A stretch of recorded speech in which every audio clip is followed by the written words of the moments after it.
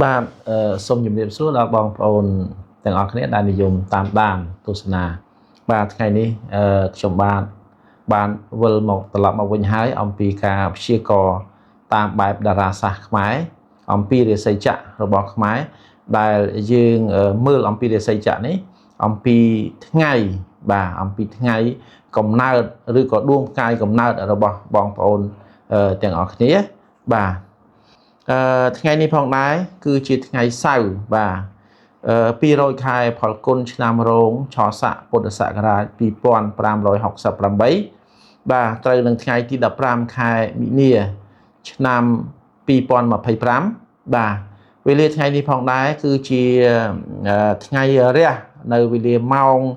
6:07នាទីពេលព្រឹកព្រលឹមបាទវេលាម៉ោងថ្ងៃត្រង់គឺម៉ោង12:09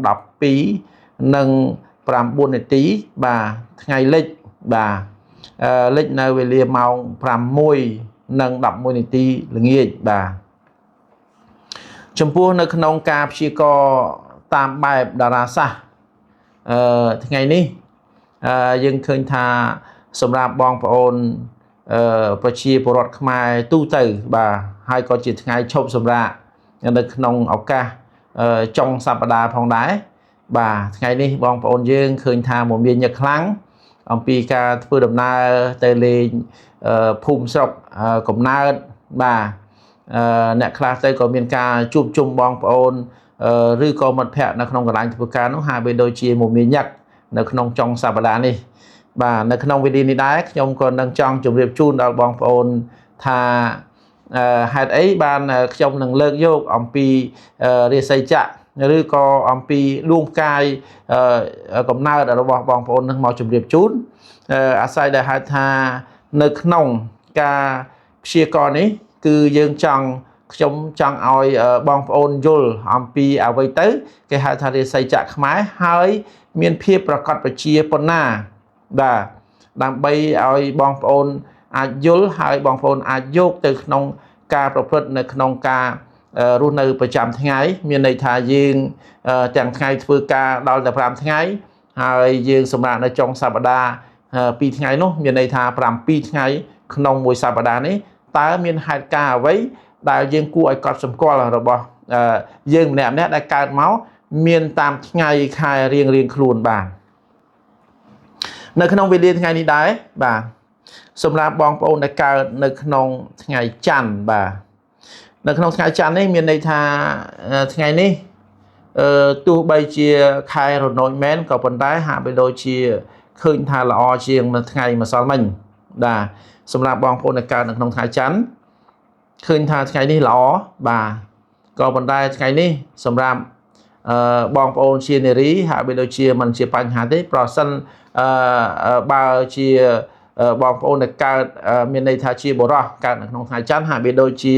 រញ៉ាំរញើបន្តិចបាទពីព្រោះថាថ្ងៃនេះគឺរាសីចក្ររបស់ដួងផ្កាយរបស់បងប្អូនកើតថ្ងៃច័ន្ទនេះកំពុងតែគោចរចូលនៅក្នុងគេហៅថាកញ្ញារាសីបាទហេតុដូច្នេះហើយបានធ្វើឲ្យមានរឿងរ៉ាវទាំងប៉ុន្មានហ្នឹងហាក់បីដូចជាមិនមានមន្ទិលបាទមានន័យថាមិនដាច់ស្រឡះ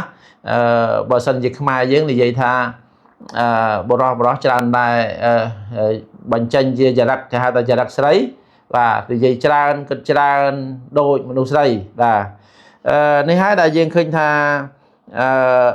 ថ្ងៃកំណើតឬមួយក៏ដួងផ្កាយរបស់បងប្អូននោះហាក់បីដូចជាឆ្លុះបញ្ចាំងឲ្យបងប្អូនបានឃើញនៅប្រកបវិជាណាមួយផងដែរបាទសម្រាប់បងប្អូនដែលកើតនៅក្នុងថ្ងៃច័ន្ទបាទ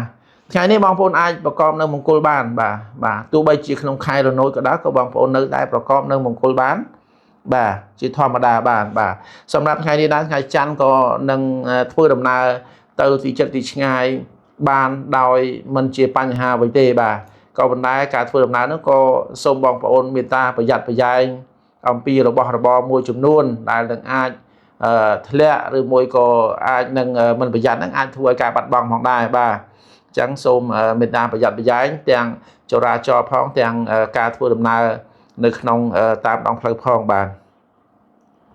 ចំពោះការងារនិងមុខរបរថ្ងៃនេះសម្រាប់អ្នកធ្វើការដូចខ្ញុំបានជម្រាបបាញ់មិញថាហាក់បីដូច chia ca sầm rạ bà chia ca sầm rạ còn vấn đề sầm rạ bong ôn đại nèประกอบនៅក្នុងអាជីវកម្មបាទដូចជាមិនទាន់បានសម្រាប់នេះហើយវាដូចជាឃើញថាមានអតិថិជនច្រើនមកបំពេញគេហៅថាការកម្មងការអីហ្នឹងហាក់បីដូចជាច្រើនទៅបាទសម្រាប់នៅក្នុងថ្ងៃសៅរ៍នេះផងដែរបាទហាក់បីដូចយើងឃើញថាមានភាពគេហៅថាហត់នឿយបន្តិចបាទសម្រាប់អ្នកកាត់ហាច័ន្ទក្នុងមុខរបររកស៊ីទទួលទានផងដែរបាទចំពោះការតំណាក់តំណងនៅក្នុងសង្គមបាទសម្រាប់បងប្អូនដែលកើតនៅក្នុងថ្ងៃច័ន្ទជាទូទៅនេះគឺមានន័យថាច្រើនតែគេហៅយើងនិយាយមួយម៉ាត់ថាកុំនិយាយច្រើនបាទកុំនិយាយច្រើនពីព្រោះដោយសារតែឃើញថាថ្ងៃនេះហាក់បីដូចជាមានភាពរញ៉ាំរញ៉ៅច្រើនមែនដែរបាទអញ្ចឹងបងសម្រាប់បងប្អូនដែលកើតនៅក្នុងថ្ងៃច័ន្ទនេះមេត្តាគួរតែធ្វើអ្វីមួយគិតគួរឲ្យបានច្បាស់លាស់សិនចាំបងប្អូននឹងនិយាយបាទចំពោះដៃគូស្នេហាបាទសម្រាប់បងប្អូននៅក្នុងថ្ងៃច័ន្ទនេះផងដែរគឺមានន័យថាល្អប្រសើរជាងម្សិលមិញបាទដែលមានន័យថាទោះបីយ៉ាងម៉េចក៏ដោយក៏នៅតែមានការយោគយល់គ្នាអធិស្ឋានឲ្យគ្នាទៅវិញទៅមកផងដែរបាទចំពោះបងប្អូនដែលកើតនៅក្នុងថ្ងៃអង្គារបាទនៅក្នុងថ្ងៃអង្គារនៅក្នុងវេលានេះផងដែរថ្ងៃអង្គារគឺมันជាបញ្ហាអីច្រើនទេបាទប៉ុន្តែមានពេលខ្លះថ្ងៃនេះសម្រាប់ការធ្វើដំណើរក៏มันជាលំបាកលំបិនដែរចំពោះការងាររកស៊ីទទួលទានហាក់បីដូចជាឃើញថាល្អជាងថ្ងៃមុនម្សិលមិញការទំនាក់ទំនងនៅក្នុងការងារក៏ល្អមានភាពល្អខ្លាំងមែនទែនហើយថ្ងៃនេះក៏ការជួបជុំរបស់បងប្អូនដែលស្ថិតនៅក្នុងថ្ងៃអង្គារនោះក៏គួរតែគេហៅថាមានការប្រុងប្រយ័ត្នបាទមានការប្រុងប្រយ័ត្នចំពោះពាក្យសម្ដីណាមួយដែលអាចលើសលួសទៅកាន់ញាតិមិត្តបងប្អូននោះក៏គួរតែធ្វើការនិយាយអ្វីមួយគឺបងប្អូនគួរតែធ្វើការពិចារណាមុននឹងបងប្អូនវិចារចេញបាទពីព្រោះថ្ងៃនេះអាចនឹងប៉ះពាល់ទៅដល់អ្នកដទៃបាទចំពោះពាក្យសម្ដីរបស់បងប្អូនកើតនៅក្នុងថ្ងៃអង្គារបាទចំពោះបងប្អូនដែលកើតនៅក្នុងថ្ងៃពុធបាទក្នុងថ្ងៃនេះដែរគឺមានន័យថាมันមានភាពបញ្ហាចម្រូងចម្រាសអ្វីទេបាទថ្ងៃនេះគឺហាក់បីដូចជាមានសេចក្តីសុខច្រើនបាទគេថាខ្លាយជាមេដឹកនាំដែលអាចប្រមូលផ្ដុំនៅក្រុមឬក៏គេហៅថាជាក្រុមការចងក្រងជាសហគមន៍អីមួយគឺហៅថាផ្ដល់តម្លៃឲ្យទៅគេហៅថាកូនក្រុមច្រើនហើយក៏ទទួលនឹងឥទ្ធិពលបានខ្លាំងផងដែរចំពោះការធ្វើដំណើរក៏មិនជាបញ្ហាសម្រាប់បងប្អូនទេបាទការធ្វើដំណើរទៅមកនោះហាក់បីដូចប្រកបដោយសុវត្ថិភាពធម្មតាបាទប៉ុន្តែថ្ងៃនេះក៏គួរតែយើងជាថ្ងៃចុងសប្តាហ៍មែនហើយក៏យើងគួរតែប្រាចាក់នៅគ្រឿងស្រវឹងផ្សេងដែលអាចប៉ះពាល់ទៅដល់គេហៅថាគេឈ្មោះផងតាក់ទងនឹងសុវត្ថិភាពផ្ទាល់ខ្លួនផងបាទចំពោះទំនាក់ទំនងស្នេហានឹងដៃគូសង្សារឬក៏ដៃគូក្នុងមិត្ត100ឆ្នាំវិញថ្ងៃនេះហាក់បីដូចឃើញថាมันមានអ្វីប្រែប្រួលទេហាក់បីដូចជាឃើញថាគូស្នេហ៍មានការយោគយល់បាទគូស្នេហ៍មានការយោគយល់គ្នាអធិស្ឋានគ្នាល្អបណ្ដើរនៅគូស្នេហ៍ឬក៏ដៃគូឬក៏ក្នុងក្រុមគ្រួសារនេះអាចនឹងអញ្ជើញទៅកាន់ទីកន្លែងសក្ការៈបូជាតំបន់ទេសចរហ្នឹងក៏គួរតែអធិដ្ឋាននិងរក្សានៅសមាធិឲ្យបានកាន់តែខ្ពស់ផងដែរបាទថ្ងៃនេះបាទចំពោះបងប្អូនដែលកើតនៅក្នុងថ្ងៃប្រហោះបាទសម្រាប់បងប្អូនដែលកើតនៅក្នុងថ្ងៃប្រហោះដួងកែវឬក៏មានន័យថាដួងកំណើតនៅក្នុងថ្ងៃប្រហោះនេះគឺយើងឃើញថាបងប្អូនស្ថិតនៅក្នុងគេហៅថាភាពជាអ្នកដឹកនាំបាទមានន័យថាថ្ងៃនេះមានកម្លាំងមែនដែរបាទខ្លាំងណាស់ដែលយើងអាចដឹកនាំក្រុមការងារឬក៏អីមួយចុះទៅទីកន្លែងណាមួយហ្នឹងហាក់បីដូចឃើញថាមានភាពល្អប្រសើរឬក៏មានការទទួលស្វាគមន៍ពីមជ្ឈដ្ឋានជុំវិញហ្នឹងបាទ ការធ្វើដំណើរហាក់បីដូចជាមិនមានអ្វីដែលគេហៅថាគួរកត់សម្គាល់នោះទេបាទអញ្ចឹងការធ្វើដំណើរហ្នឹងក៏សុទ្ធតែជាពេលវេលាដែលល្អដែលអាចចេញដំណើរនៅម៉ោងណាក៏បាននៅក្នុងពេលដែលថ្ងៃរះនេះផងដែរបាទចំពោះសុខភាពនិងជីវិតគូសកលស្នេហាឬក៏ដៃគូស្នេហានេះសម្រាប់បងប្អូនកើតនៅក្នុងថ្ងៃប្រហោះនេះហាក់បីដូចឃើញថាអ្នកកំពុងតែមានស្ថានភាពល្អណាស់បាទចំពោះដៃគូស្នេហាមានការយោគយល់យកចិត្តគ្នាបាទថ្ងៃនេះធ្វើដំណើរទៅទីកន្លែងណាមួយហាក់បីដូចជាមានភាពស្របទិសគ្នាបាទมันមានការប្រកែកឆ្លោះទាស់ទែងគ្នាអំពីការធ្វើដំណើរឬក៏ចង់ទៅទីកំសាន្តកន្លែងណាមួយនេះទេបាទសម្រាប់អ្នកកើតថ្ងៃប្រហោះគឺឃើញថាល្អមែនដែរបាទសម្រាប់បងប្អូនដែលកើតនៅក្នុងថ្ងៃសុក្រវិញបាទថ្ងៃសុក្រនេះហាក់បីដូចជាថ្ងៃម្សិលមិញដែរហាក់បីដូចជាឃើញថាធ្លាក់ចុះបន្តិចបាទធ្លាក់ចុះបន្តិចឃើញថាជីវិតការងារនៅក្នុងចុងសប្តាហ៍នេះហាក់បីដូចជាឃើញថាមិនសូវជារលូនបាទចំពោះការធ្វើដំណើរมันមានបញ្ហាអីទេបាទដូច្នេះគ្រាន់តែថាបងប្អូនដែលកើតនៅក្នុងថ្ងៃសុក្រនេះគឺគួរតែថ្ងៃនេះប្រយ័ត្នប្រយែងឬមួយក៏គេហៅថាថ្នាក់ថ្នមអតិថិជនឲ្យបានមែនតែនបាទពីព្រោះថ្ងៃនេះអាចមានដូចថាតាក់ទងជាមួយនឹងការរកស៊ីទទួលទានហាក់បីដូចមានអតិថិជនតវ៉ាអីច្រើនបាទ complain ឬក៏មានភាពមិនល្អណាមួយដែលអតិថិជនគេអាចនឹងធ្វើការតវ៉ាជាមួយនឹងយើងផងដែរចំពោះសុខភាពនិងជីវិតស្នេហាវិញ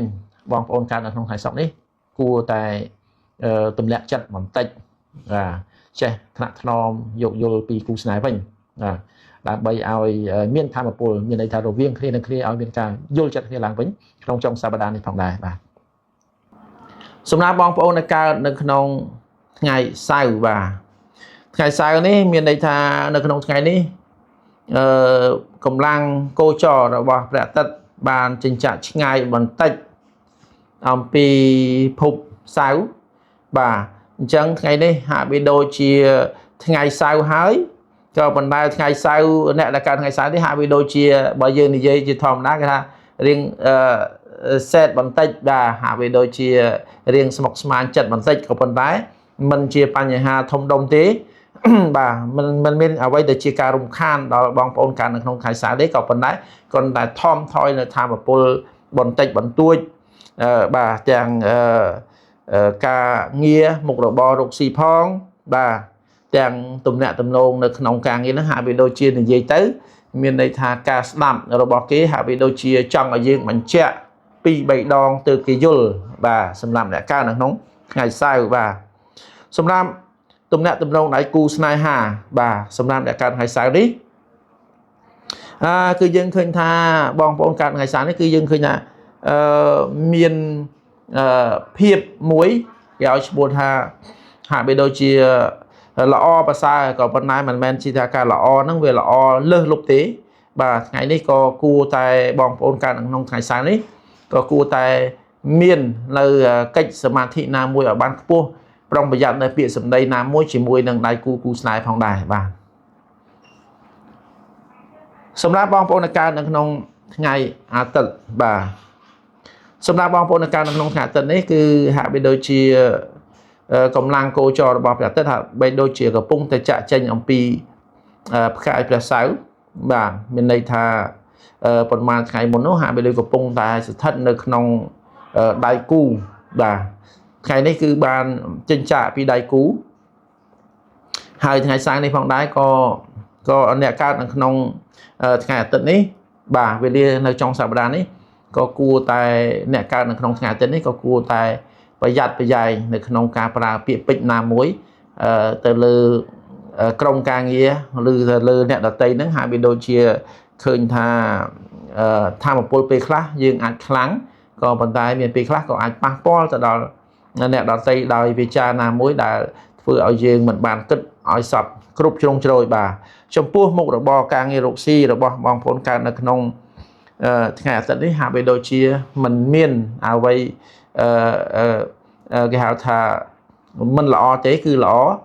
ហើយលៀបសំណាងក៏ស្ថិតនៅមានដែរនៅក្នុងចុងសប្តាហ៍នេះផងដែរអញ្ចឹងបងប្អូនដែលកើតនៅក្នុងថ្ងៃអាទិត្យនេះបាទគួរតែរក្សា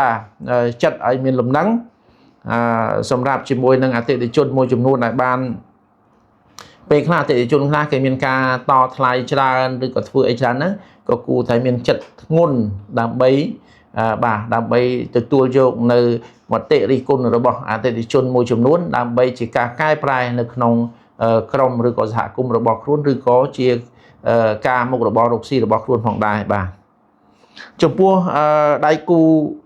ស្នេហាវិញបាទបុគ្គលដែលកើតនៅក្នុងថ្ងៃអាទិត្យនេះឃើញថាដៃគូស្នេហាមានការយោគយល់គ្នាយល់ចិត្តយល់ថ្លើមគ្នាការបណ្ដើរគ្នាទៅទីកន្លែងណាហ្នឹងហាក់បីដូចជាមិនមានផលរមាស់ឬក៏កើតឡើងគេហៅថាបើយើងនិយាយមួយម៉ាត់ថាដៃគូសន្ទនាហ្នឹងគឺថាមិនមានឆ្លោះគ្នាអំពីរឿងគេទេបាទអញ្ចឹងមានន័យថាចំនួនណាមួយហ្នឹងគឺមិនបានកាត់ចេញពីរឿងគេទេហើយក៏ការនិយាយស្ដីអីចំពោះគូស្នេហ៍ហ្នឹងហាក់បីដូចជាហៅថាមានភាពល្អល្អិនមិនមានផលរមាស់អីជាមួយគ្នានឹងគ្នាទេបាទជាចុងបញ្ចប់នេះផងដែរបាទខ្ញុំបាទលោកគ្រូនិរ័ន្តរ៍ក៏សូមអរគុណដល់បងប្អូនទាំងអស់ដែលបានទស្សនាតាំងតែពីដើមរហូតដល់ចប់នៅក្នុងកម្មវិធីដែលខ្ញុំបានផ្សាយអំពីការព្យាករណ៍តារាសាស្ត្រនៅក្នុងរិស័យចក្រខ្មែរនេះ